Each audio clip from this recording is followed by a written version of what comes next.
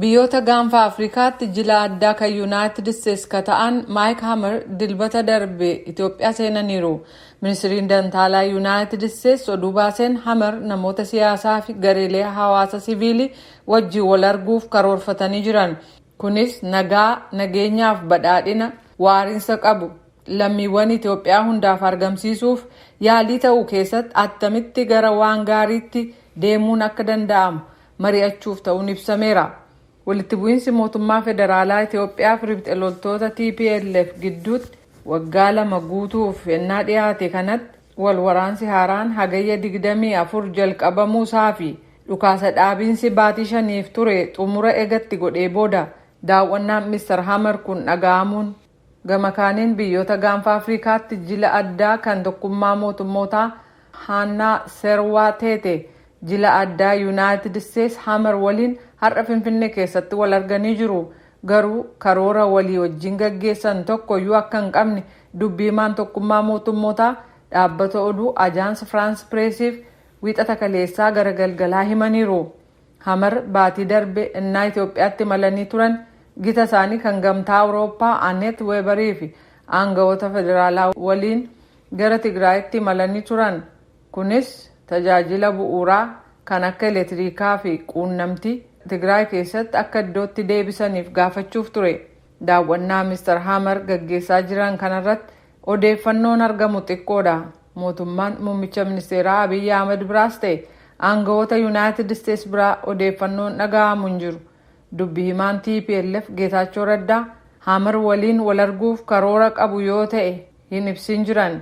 Garuu har'a dhaabbata oduu AFP'f dhaamsa erganiin waraana Tigraay keessatti gaggeeffamu karaa nagaan furuuf kan yaada jabaa qabu kamiin iyyuu waliin wal arguuf fedhii qabnaa jedhaniiru. Tigraay TV ka jedhamuu fi TPLF waliin hidhata qabaa kan jedhame irratti wiixata kaleessaa gaaffiif deebii gaggeeffamee YouTube irra kaa'ameen wal waraansa hamaan gaggeeffamaa akka jiruu fi humnootiin Itoophiyaaf kan biyya ollaa taate Eertiraa irraa haleellaa gaggeeffamu loltoonni TPLF dura dhaabbachaa jiru jechuudhaan obbo Geetaachoo Raddaa ibsanii jiru. Wal waraansi kun jalqabamuusaa dura marii nageenyaa gaggeessuun waan danda'amu fakkaata ture. TPLF Yuunaayitid Isteetsiif mootummaan Keeniyaa araarteessummaan akka gidduu seenan ka fedhu yoo ta'u mootummaan federaalaa kan Itoophiyaa garuu maanguddummaa gamtaa Afrikaa barbaada.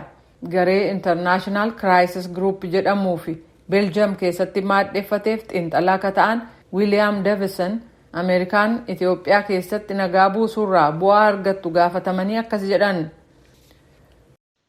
Above and beyond the desire to bring about peace because of its intrinsic benefits to Ethiopia because of the devastation that the conflict is causing. Sababa gaagama wal dhabdeen kun fidaa jiruun kan ka'e nagaa fiduuf fedhiin jiru guddaa fi irra darbaadha. Ameerikaan biyya gaanfa Afrikaa keessatti murteessaa taate Itoophiyaa keessatti tasgabbii dhabuun dabalaa dhufuun dhiibbaa naannoo fi siyaasa hariiroo addunyaa irratti akka yaaddoftu gochuun hin beekamaadha.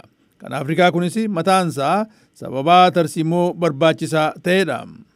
Davison akka jedhanitti Yuunaayitid Isteetsi akka isaan mariif gataan dirqisiisuu hin dandeessu jedhaniiru. At this point, the US probably doesn't have that much immediate extra leverage to bring to bear. Yeroo kanatti United States tarii battalumatti bu'aa dabalataa fiduuf hin qabdu. Dhugaadha. Qaqqabummaa dippiloomaasii kan qabuu fi qaamoleen araara dhaaban irra deebi'anii akka waadaa galanii fi marii galmaan ga'uuf yaalan kadhachuu danda'a. Garuu yeroodhaaf sochiin tarkaanfii adabbii gosa kamiiyyuu irraa fagaatee jira. Sirna qoqqobbii hundeessan dhuguma. Lammiiwwan Itoophiyaa hangi tokko miidiyaalee hawaasaa irratti United States TPLF'if loogdii jechuun himatu. Miidiyaan mootummaa Itoophiyaa fi kanneen mootummaa Itoophiyaan to'ataman yeroo hedduu ilaalcha kana calaqqisu. Yeroo walitti bu'iinsi kun kan itti fufu fakkaatu kanatti gamlameen akka marii nageenyaaf gatta'an kan gochuu danda'u eenyu inni jedhu immoo ilaalamuuf jira.